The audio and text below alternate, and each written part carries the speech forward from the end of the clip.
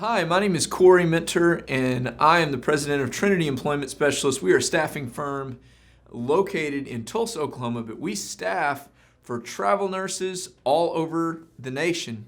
And we also staff for medical positions all over this region. And so for travel nurses, we're primarily staffing only RNs. It's for travel nursing contracts that are roughly 13 weeks in assignment, and then in our traditional staffing, they would be on our payroll for about 3 months. But we would staff from medical assistants, front office, everything from a front office person all the way up to a physician's assistant is what we would staff for. In this particular video cast, something really got into my mind about during this time of when we were out during the COVID pandemic.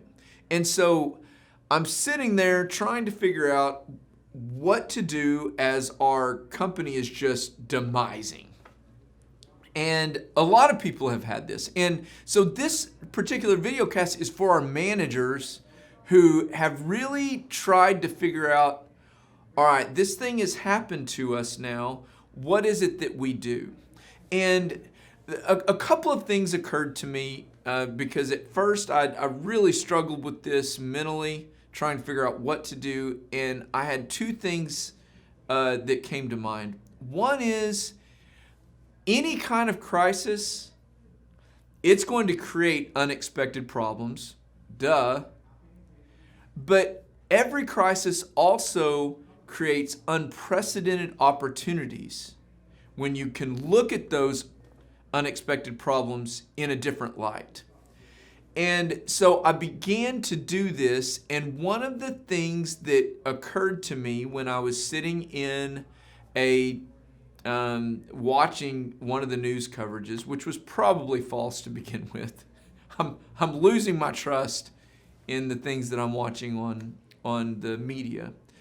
But they were saying how many people had lost their jobs. Now, when I was listening to this, at this point in time, it was 20 million people across America had lost their jobs. And it occurred, and now, as we speak, this last week it was 30 million people. Well, what that says to me is that there are more people available, more really good employees that are open to new opportunities than ever before.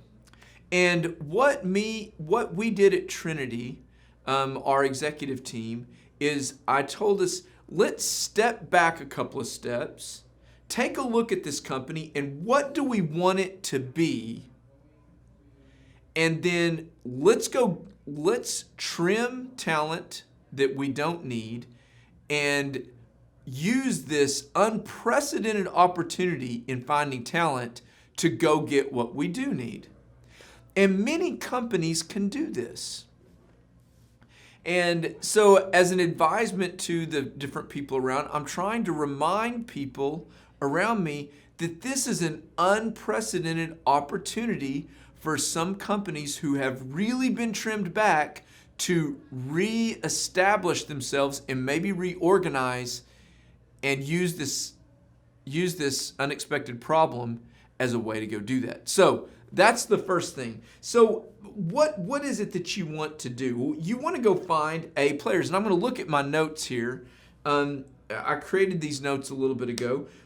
We have 30.3 million people that are available right now, that are filing for unemployment. 22.4 million people, jobs have been created since the last recession.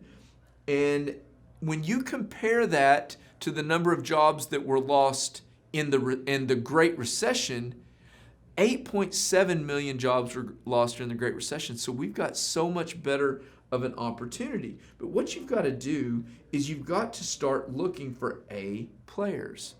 And that is the greatest opportunity that you have. So identifying A players is a really important thing to do.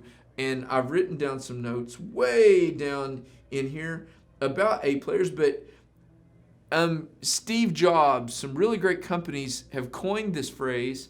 But look at what an A player does. It says highly engaged teams show a 21% greater profitability. Steve Jobs says he would rather take a small team of A players because they'll run circles around large teams of B and C level players. Most people are disengaged in the workforce, but when you look at disengaged workers cost U.S. companies up to $550 billion a year, you've got to really think about A players. Truths about A players versus B players. This is where I'm getting, and I'll wrap this up real quick. A players, they own good and bad outcomes. Your B players have a laundry list of excuses on why things are not going the way that they need to. And in my own experience in managing A players, generally, my A players are coming to me saying, listen, this is not working. I'm going to have to change this or that or the other. My B players that I've managed, they never come to you at all. They wait for you to come to them with a complaint, and then they have excuses. So when you're thinking about who are my A players, this is a really great way of understanding who your A players are versus your B and C level players. Your A players, I'm telling you, they're going to beat it to the punch, and they're going to go after it, and they're going to figure out the problems. Just this morning, I had one of my A player salespeople call me and say, listen, I don't have this right in my document, and I believe this is what's concerning some of my managers. I really want to change this. Because it wasn't working for them. They're trying to speculate, figure it out. They're going to adjust, pivot until they get what they want. And not getting what they want is not something that is going to be okay with them. I promise you this is the way that they are. The second thing is, well, I just explained the second thing. I should have used this example for this one, but the second statement is A players try something new or different to correct course. B players stick straight to their comfort zone. So again, this is a great example where my A player salesperson was not getting what they wanted, and they're like, I think it's in my sales book that I'm sending them. Our number of hours, I think that if we got it out of there, I think that's keeping people from signing with us up front. Can I try this? So this is just a great example of how they're not getting what they want, and so they're going to pivot and try to figure it out. But these are traits you're going to see in your A players. I promise you. Number 3, A players excite and motivate people around you, and B players need encouragement. So especially during this COVID crisis, the people that are no longer with Trinity, we saw a lot of concerns.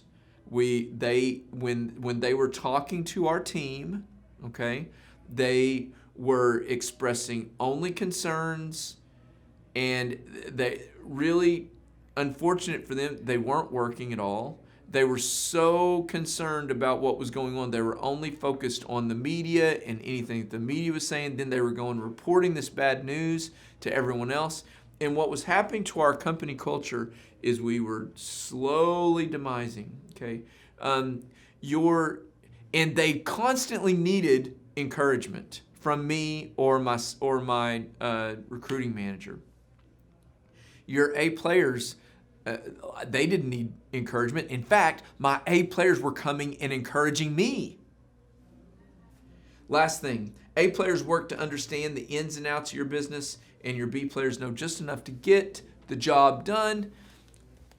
Your A players are going to try to learn your business so that they can anticipate and act. They're going to look ahead, anticipate, and they're going to act based on those things. They are not going to just sit there and do their job. They're going to want to understand the why.